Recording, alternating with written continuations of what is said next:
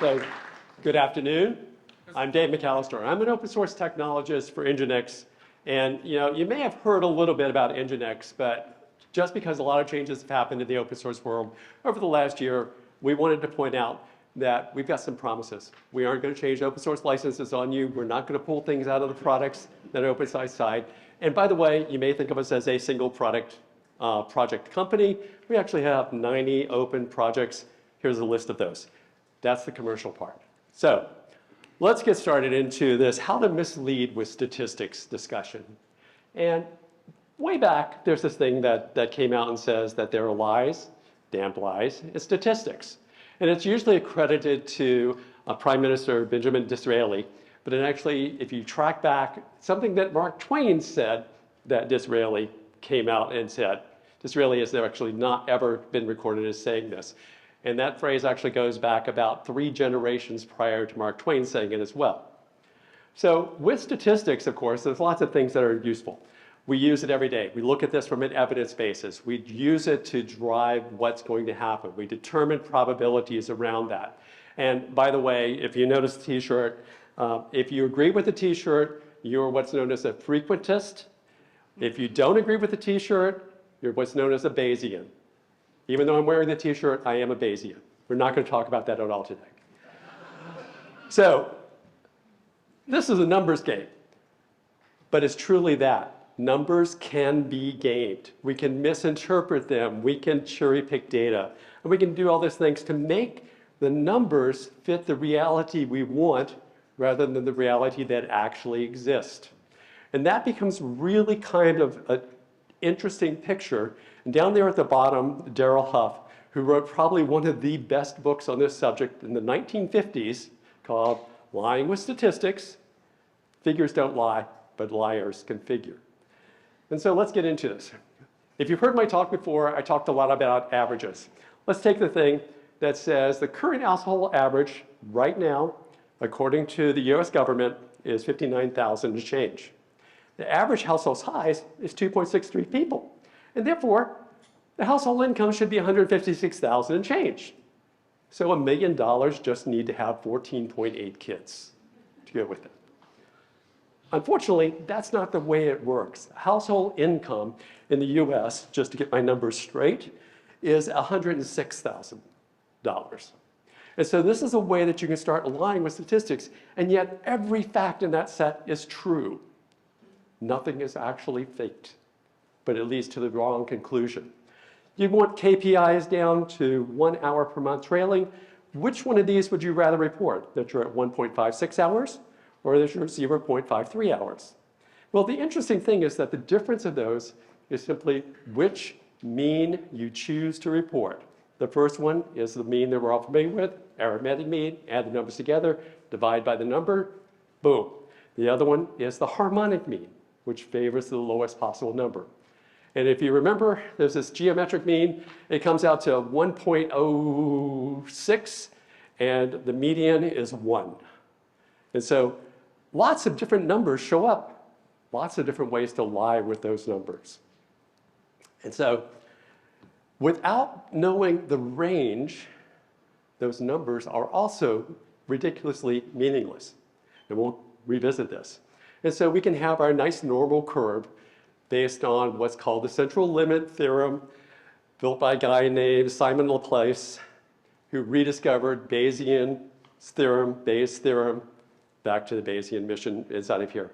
Without expressing how far these things differ, it's meaningless again. So here's a sample size. Sample A shows you sample set. Looks up like that.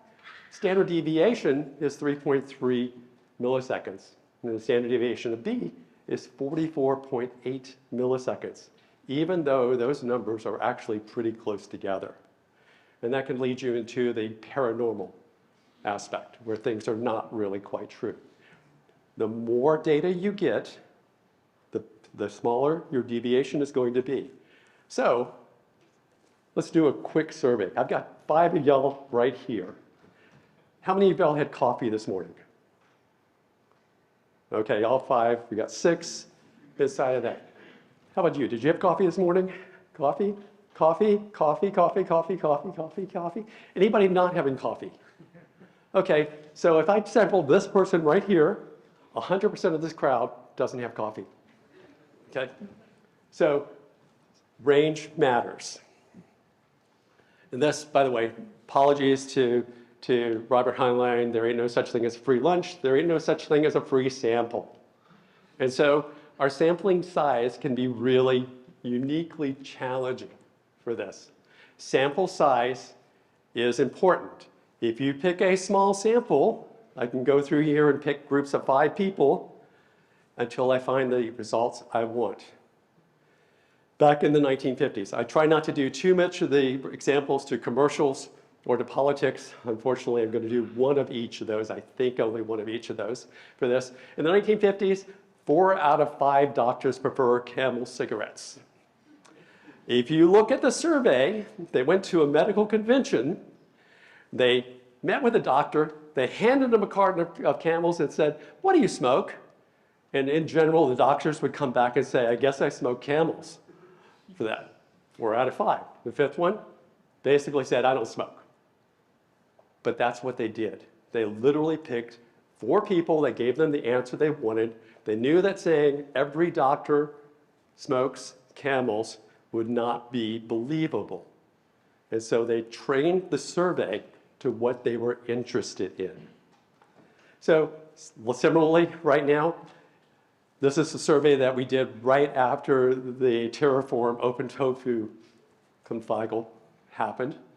Went out to an open source conference and said, "Okay, how many of y'all prefer Open Tofu over Terraform?" Okay, and the answer came back kind of interesting. I surveyed groups of 5 people, and basically, I can come back and tell you that it was about 50-50, but I found 2 groups, of which 4 out of 5 would tell me they preferred Open Tofu, even though it had just been announced and didn't really exist. So this is the hidden trap. This is called bias. And bias is really important because if you can't find the bias in a sample, look harder. It exists. So this means 2 things. The bias can be quite hidden from you, and it can be quite hidden by access. If I survey everybody in this room, you think it'd be a pretty normal grouping. No, all of y'all are allowed to come to this conference. Y'all all have something in common that somebody that I walk out on the street and ask a question about Open Tofu, for instance, would have no clue as to what I was talking about. And so access becomes really important. And access can be little things like magazines surveying their readership. And there's a difference between someone surveying for the Register in the UK and National Geographic. They are very different audiences. And quite often that bias creeps into place for this. If you survey people in the first class lounge at airports, you will get a totally different experience of the airline than if you survey people who have been waiting for a flight that's 2 hours delayed and know their luggage is going to end up in some place they've never gotten a chance to go to. So keep those in mind. Questions and the interviewers can also be their own bias. Questions are really, really, really easy to bias. So let's talk about a couple of these biases here. Being too up to date. Most of y'all probably, like me, have an SRE monitoring background and you're responsible for things keeping running. And you tend to look at the latest data first. But if you do that, you're going to end up in the XKCD looking at, gee, somebody got married yesterday. Based on that, within a month, you're going to have 4 dozen husbands. Okay? Consider that history is important. Now, you can wait as you want to, but you need to be careful about making decisions just on the recent data. Things change over time. Systems age out. All those different pieces come into place. Recency can also make us complacent. And complacency is the curse of uptime. So let's take a little bit of these things. So you've got a new deployment system coming up here. You sample all the server engineers who are invited to try the new tool. And the first question is, how happy are you with the new tool? Well, first of all, let me point out that you have done a self-selection bias. You invited the people to attend and join this product, okay? Second thing is you have confirmation bias. You're not asking for it. You are predisposing them to say, I'm happy because. And most people will immediately follow the question structure and come back and say, oh yeah, this was good because blah, blah, blah, even if they hated the tool. And so question bias is really easy. I have just spent probably 2 weeks correcting questions in my own company, NGINX, because they keep doing this bias thing and it bugs the hell out of me. So that's it. Second one, recency bias. How happy are you with the new and improved tool based on your most recent deployment? Don't think about anything in the past, just tell me about the last one.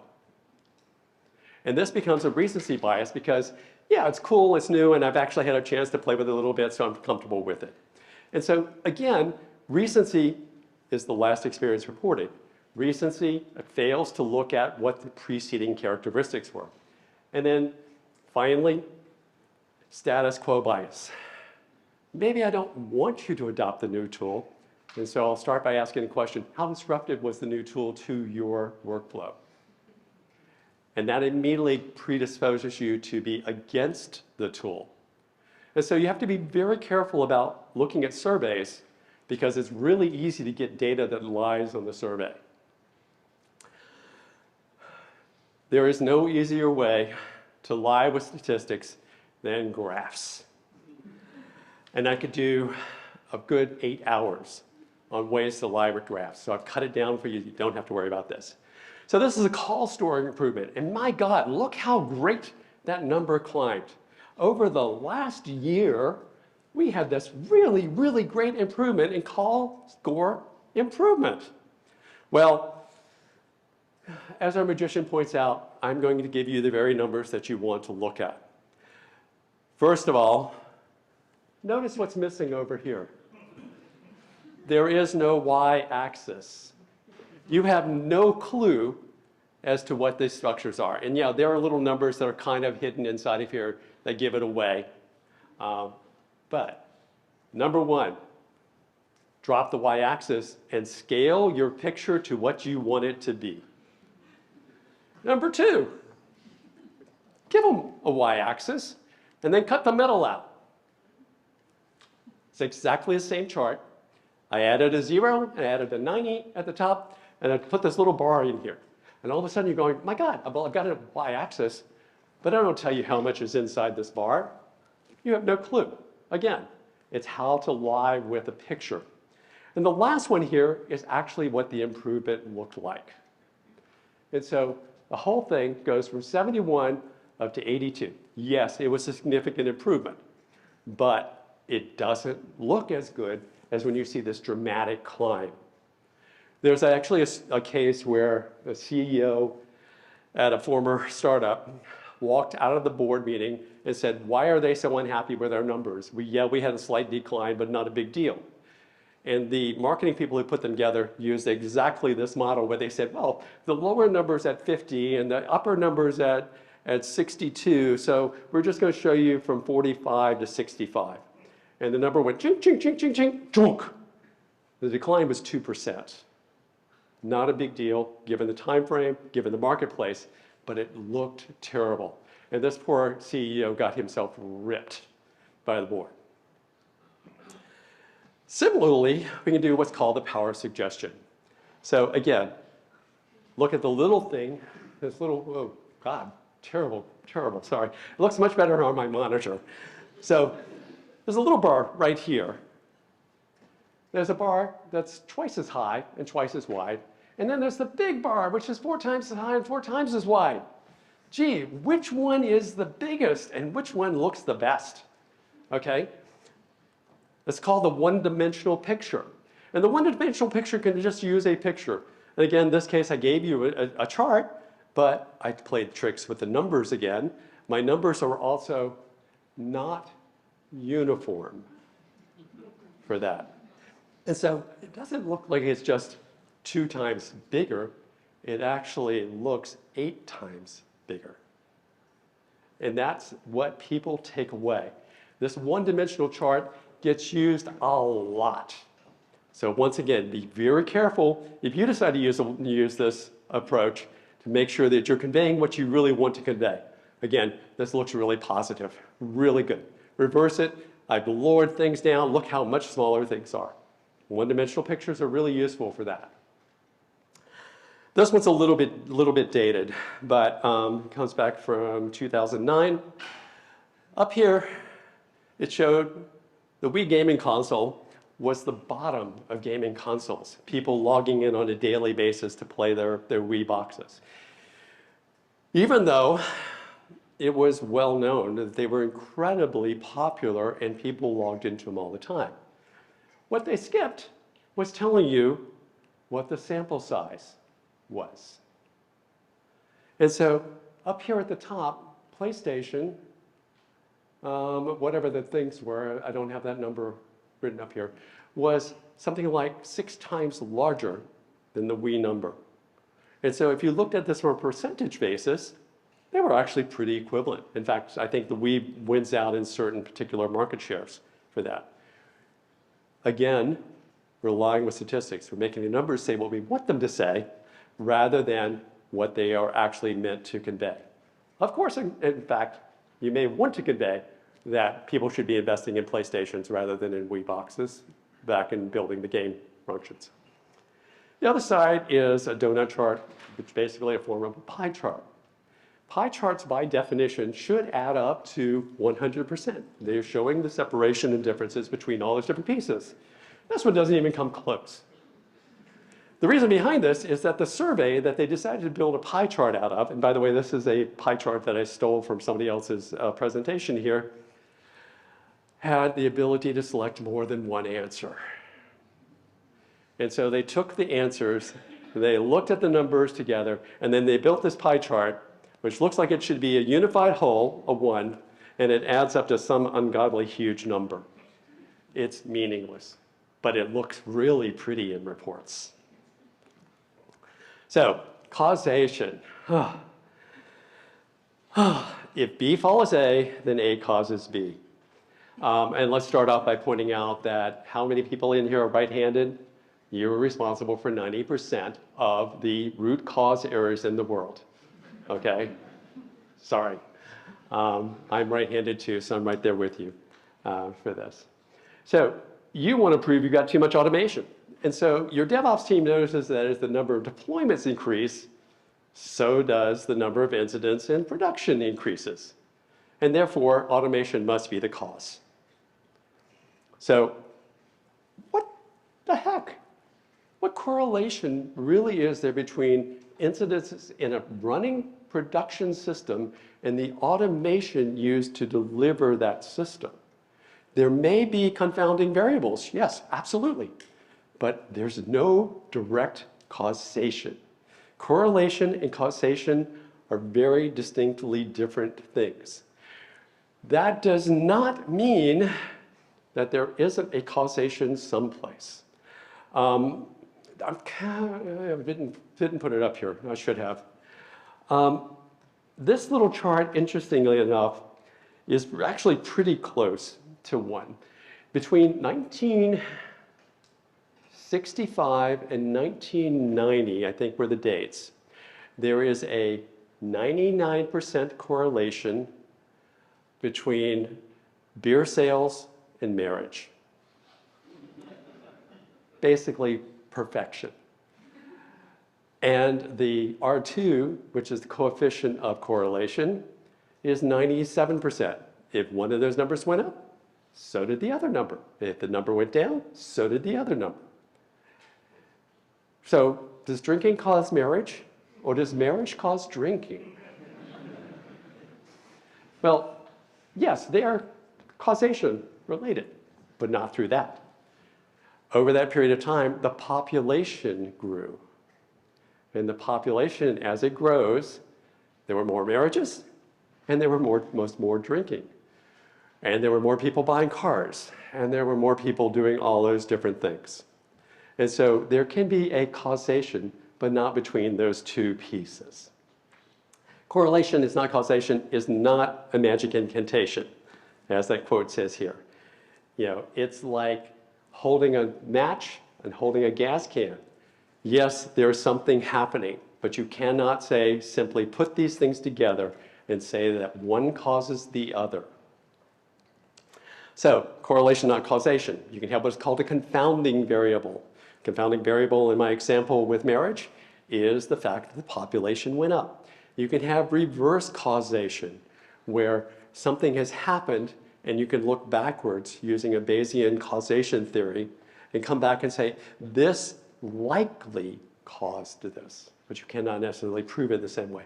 It can be purely coincidence. Things happen all the time.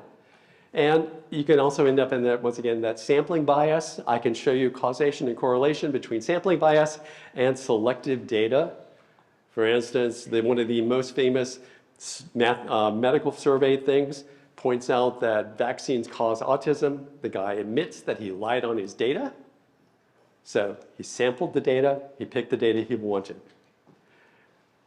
This is actually my favorite, and this is a real world from a company that no longer exists, so bear with me for this. I was a product manager at that point in time for this. We're coming up on our deadline to ship the new operating system, and we had these check-ins. And amazingly, every time the check-in, that little yellow box hit, all of a sudden our Q&A scores would go way up. And then they'd drop back down for the next period, and then they go way up. And we're going, wow, look how well people are responding to these deadlines.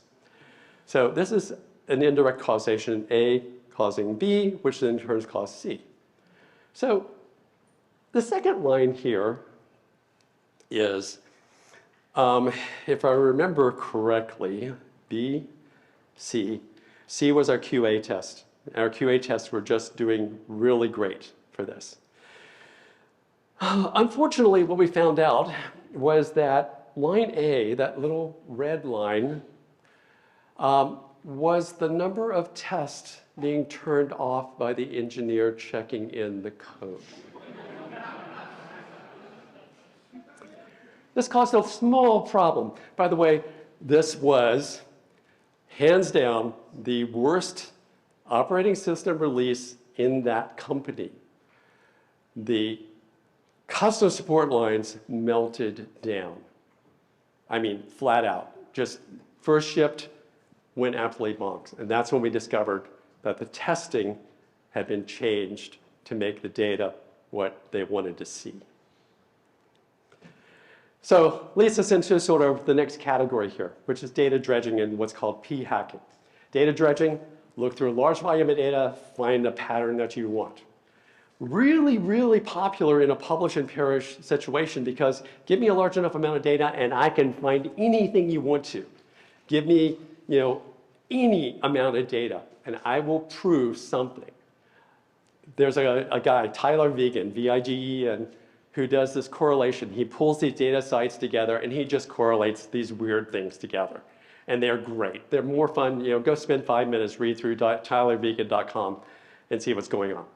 P-hacking, by the way, is the data analysis process that you measure whether you have a statistically valid site. And this is called basically data minimization. I'm getting rid of the data that doesn't match it. So of course, the standard thing, the answer is 42. We all agree with that, right? Okay, 42, which by the way, can be absolutely correct. We'll get to that. So this is my one political one. About 5 weeks ago, there was a big series of publications that came out and said, gee, this was reported. 82% of the US believes that the 2020 election was rigged. Came out March 2nd, so it was a little while back. March 2nd, 2024. Wow, that seems like a really big number. By the way, lying with statistics includes lying with percentages. It should have had a decimal point, 82.1%, because it sounds more truthful. Yeah. This is called post hoc. Post hoc, ergo prompter hoc. After this, therefore because of this. And so this is, once again, looking back. This original data set came from the Public Religion Research Institute, published November 2021. And by the way, they actually did a really good job on their data. They total sample 2,508. What happened was the next thing. Somebody went through the data and looked through this and said, oh, look, people who trust far-reaching sources, 90 of them, of that 2,508, 66% of them trust Fox News completely. Anything Fox News says is absolutely true. Therefore, 54% of this 66% believe that statement is true. Again, absolutely true statement without the underlying structure. Now, over here is their table showing you what each person agreed, how they agreed with it, what the different pieces were. They did a really good job. But data can always be useful. Rather than 82%, given their same requirement across the entire survey base, 2.15% believe that statement. So, back to the 42, ultimate question of life. The answer is absolutely correct. What if you get, if you multiply 6 times 9, if you give the answer in base 13? So, numbers don't lie. People lie. Goes back to that same thing. Liars can figure for that. Statistics are informative. They're enlightening. They give us all sorts of cool pieces of information here. But we are responsible for presenting the correct data, if we want to, or the incorrect data, if we want to, for this. You need to watch for conscious and unconscious bias, selection size. 5 people versus 5 million people is a very different deviation picture for that. You need to look at bait and switch subjects, where they put 2 things together that are not related but sound good for that. And then personal biases. Make sure you aren't putting your bias on the interpretation as well. And so anybody that claims to be the first at anything, that's a warning flag for that. So numbers do lie with a lot of help from us. And with that, I think, some suggested readings. You can find this on my slides. My slides are always on my GitHub account for this. But I would suggest looking at spurious correlations by Tyler Vegan just for the fun of it. I've mentioned Bayesian a couple of times. Check out the history of Bayesian theory, because it turns out, by the way, when it comes to statistics, your opinion does matter. With that, thank you so much, and if we have time. It's like college all over again whenever I watch your talks. Gives me like adding to my book list. We have time for maybe like 1 or 2 questions. What do we got? We got one right here. Yeah, so on the scales of figures, do you feel there are appropriate situations to log versus scale? I'm sorry, Yeah, appropriate situations of log versus scale. Logarithmic scale. Okay, so I would actually point out that the number one of them is this thing called log normal. There's a bunch of data out there that is not going to meet a normal curve. If you put it into a natural log, it will actually match to a normal curve. That includes things like latency. So latency, I would prefer that you do an exponential distribution on because it's designed for it. But if you log normal latency curve, it will be that environment. Logs are also useful for showing large ranges of data where the data itself varies across that things. Earthquakes are a perfect example. All right, time for one more question? I think we're good. All right, let's do it. One right here. What does your shirt say? My shirt says, your opinion is not statistically valid. All right, we're gonna go to break now. There's some great food out in the back. We are gonna not cut time, but we're going to get back on time. 3:45 for our last 2 speakers of the day. Let's give one more big round of applause to Dave.